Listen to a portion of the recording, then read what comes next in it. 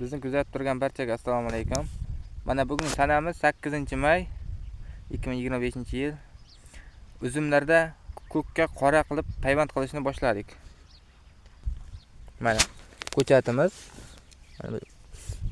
ekilgan. O'shanga payvand qilyapmiz.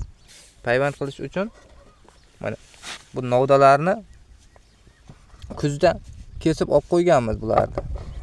Mana o'tgan yilgi kaltaklar bular xolodilnikda saqlangan mana. Yulian. Bu xolodilnikda saqlangan. Keyin bu 1 sutka mobaynida suvga solib qo'yilgan. To'laligicha botirib qo'yilgan suvga. Endi buni uzumlar taxminan 40 cm, 50 cm o'sganda novdalari uni ko'k joyiga payvand qilamiz. Bu usul samarasi juda yaxshi usul. Tutish foizi juda yuqori. Mana kurtaklar uyg'onmagan, xolodilnikda turgan. Mana ko'k holatda turibdi. Ikki yonini kesib oldik.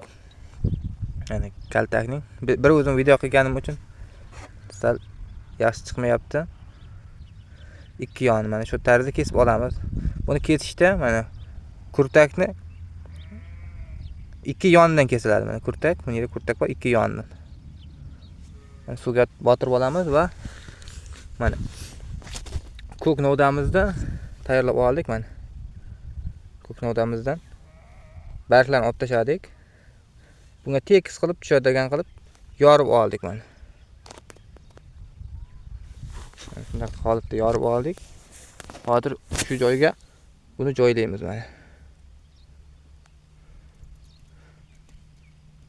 Ana bo'ldi. Bunda asosan bir tarafi to'g'ri bo'lsa tutib ketaveradi mana. Bu tarafi unchalik ahamiyatga ega emas. Agar ikki taraf ham bir xilda tushsa, bu juda yaxshi ko'klaydi bu. Bu kurtakni joylayotganda e'tibor qilish kerak. Mana pastida kurtak bor. Biz bu tarafdan joyladik mana. Bunga qarama-qarshi qilib. Endi salafan bilan mahkam qilib boylaymiz. Strich salafan bor, mana strich salafanimiz.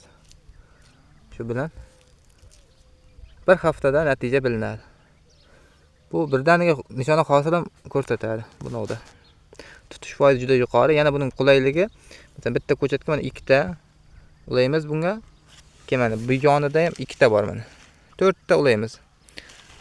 Bunda 4 tadan hech bo'lmaganda ikkitasi aniq ko'klaydi. 4 talasi ham ko'klaydi. Buning tutish foizi juda yuqori. Mana salafan bilan boyladik. Mana mahkam qilib strich salafan bilan.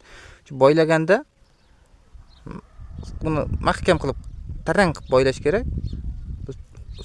O'ynab ketmaydi, joyidan siljib ketmaydi. Keyin tepa tarafini ham salafan o'rab ketgani yaxshi. Chunki bu yerdan havo kirib qurib qolmaydi-da, kurtakkacha. Qurib qolishini oldini oladi.